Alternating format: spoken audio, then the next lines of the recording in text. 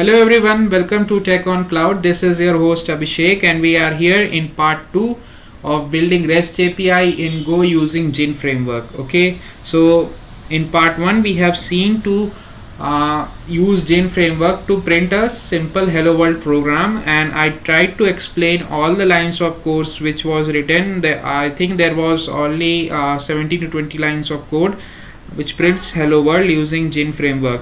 So without wasting time, let's move to our today's topic, which is we will be setting up our Gin project today. So this whole series I have decided to implement on a project. So side by side we will have learnings, and at the end a simple TODO API will be also ready at the end of the video. Okay, so today we will be just setting up our project and try to declare the handlers and their function name. We will not be working on function logic today.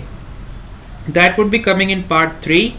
And let me tell you the packages which we'll be using today. That is official Gin package from GitHub, and then net/http package, which is the default package which is more famous for handling HTTP functionality in Go.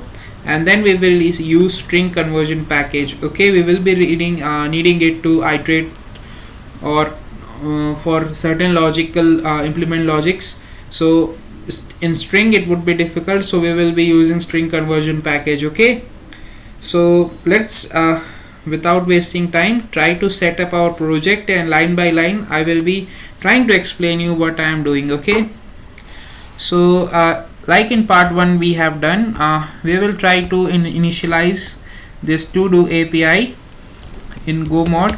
So Go mod init TODO API. Okay, see, Go mod is created. Now let me do one thing. Go get github.com/gin -gonic/gin. Till then we will create here main.go. okay, so I am not creating folders right now because we will create it when we will be implementing middlewares and loggers in this API. Okay, so I will tell you to how to shift it the codes in folders. Okay, my computer is a little bit slow, that's why I have implemented this command go get github.com, so it takes time to fetch. Till then we can write our code. So let's start. Package main, include main package, import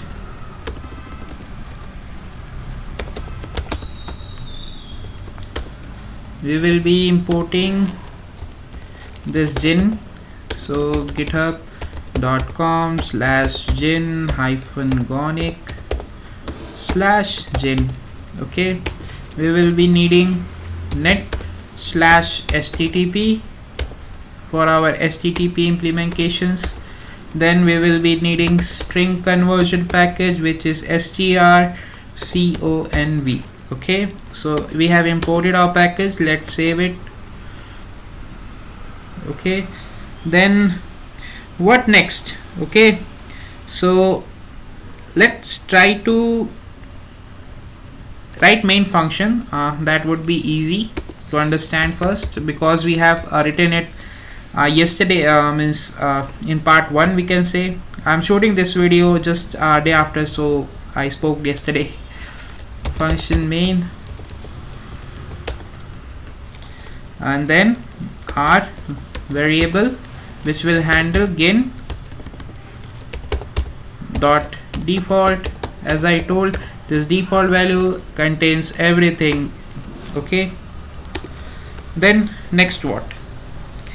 For part 1 we have seen that I use get method, okay, and try to print out hello world in JSON format. But here we will need to see what we need. Okay, I want to say that we want to means if I am as a user, if I think what this API should do, That means we should able to see all my to do things. Okay, I should be able to create to do things, and I should able to update and delete it also. Means like if I want and add a new thing, so I will be calling to create. Okay, then if I want to update something in the existing one, then I will be creating an update. Okay, so this will all be functions which I would be calling, and we will be using get, post, put and delete methods. There are methods. You can go to you can read about REST APIs, then you will be familiar with what these things do. Okay, so get means simple fetching up the values, so we will implement r.get method. Then our route, where it should redirect us, it means not redirect, which means where it should take us, it to do's, and second argument we will give afterwards. R dot, we want to create means post. Okay, create means we will be adding something new, so post we will be sending request, that means, so let it do to do's. Okay, then but now we will be updating means we are modifying, so we are modifying the existing data. That means r dot put method we will use slash to do slash, we will be needing an id. Okay, that I will tell you where to modify. We will see r dot delete method for deleting something. Okay, suppose we want to delete a certain to do list. Okay, our task we can say to do's. Okay, so pretty much simpler, but I will tell you this handlers we will routes and handler routes we will be modifying according to the new needs, but first we have to understand. Okay, run on port 8080 like in part 1. Okay, no, we need this, it should be 8080, save it. Okay, okay, let's do one thing. This is basic template. Okay guys, so let me put down this terminal so that's visible. Yeah, so this is very basic structure. Okay, what we studied in part 1. So let's go to next step now. So we have to think of a data structure in Go which can handle these things. Means currently I am not attaching database, so we need something which holds the value as well. Since this API is active, means we are running it and we need to store something, means we need to store our values in some variable format.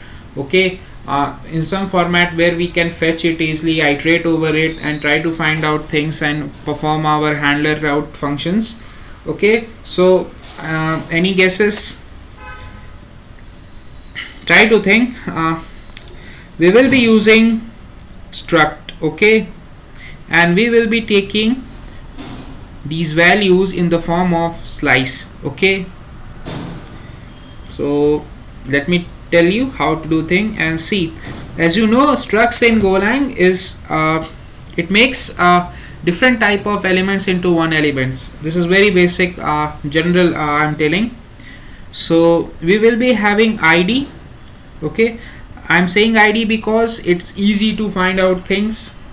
Then title and then completed, which will be boolean. Okay, so what is completed? It will be responding back our task or applications which we will be telling them to do, our APIs. So we will get a confirmation whether it is succeeded or not. Okay, so let's build a struct type to do struct, and as I told, struct spelling is wrong.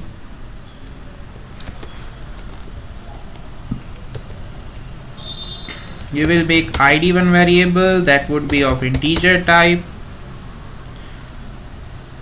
Then we would be having title, okay, that would be of string type. Then we would be having completed variable that would be of type bool. Okay,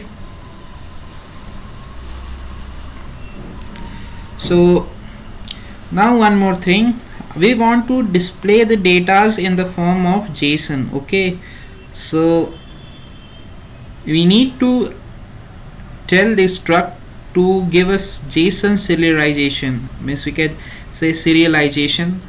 Okay, so let me add that.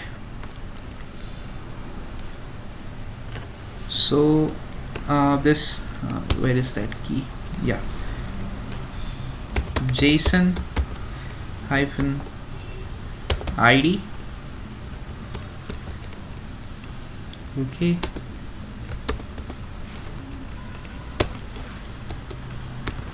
JSON colon string. So this basically will read means take the values in this format in JSON.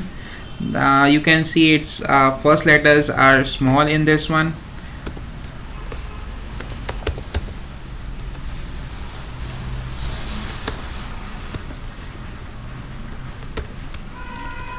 JSON completed. Okay, so we have done with struct declaration and JSON serialization. Now what we need to do, we need to declare a slice as a global slice variable and to store the to-do items, and it will be used to keep track of to-do items in the memory. Okay, I hope you understand that. So for keeping the records means track of all the thing data means the to-do values, we will be using this variable. Okay, so let's define a global variable here where let's make it to-dos. Okay, now it's a slice.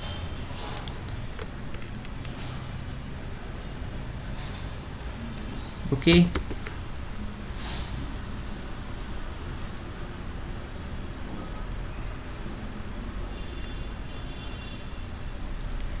so it's a slice of to do. Okay, what to do? That means we can take string, but we have make a collection of struct means required field in the form of a struct, and that struct name is to do. So this value is assigned to that. Now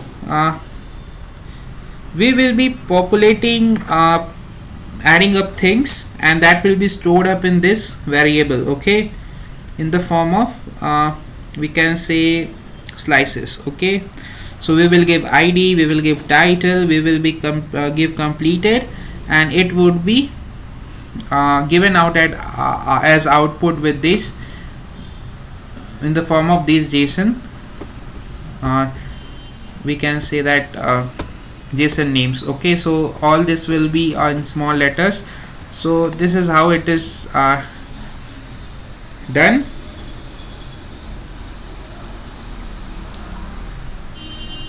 And that's all for this memory handling thing. Means till when we are not adding database, then this is how we do. Means this is the best form of things which we can apply. Okay, the best data structure. Now let's talk about this handler routes. So this r.get will be means redacting using the endpoint to do's, or we can say that route, and it would be does not need any value to means we do not need any parameter here. Okay, in post also, because we are seeing whole collection of variables, so straight away this to do variable to do's variable will be called okay, in line number 16, that will be directly called in the get method. In post also, because we will be seeing whole lot of this slice. And input, okay, so put we will be updating, okay. So updation would be we need to have a unique point in our data, that is id. So here we have to add id, okay, which means when we will be updating something from our to do list, that would be updated using a parameter, okay. So we want to update a certain unique data that has a unique component id, okay. So we need id for that. Same for delete. If you want to delete, we will give an id, okay, to delete. So this is what the very basic project this TODO API will look. It is not complete implementation, however it is just a basic setting up of the project. Then what these handler routes will perform functionality we will be seeing in part 3. We will be declaring functions for these routes, and I will be telling you how to write those functions and how these routes will call that function, okay. So for part 2 it is still here. I hope it is very simple for you to understand till now, and I will try to explain as much as possible, okay, so that you can understand. And in part 3 we will be doing interesting stuffs, okay, to declare the functions, and we will try to test our very simple TODO API, okay, in JSON format, okay. So that's all for today. I hope you are liking this series, and please like, subscribe and share my channel. If you need any help, or you have any doubt, or you have any suggestion which I should include in my videos explaining format or things, you can just let me know in the comment box. I would be very happy to implement those in these videos, and it's always about learning and growing, that I would say, okay. Till then, bye. We will see you back in part 3, okay.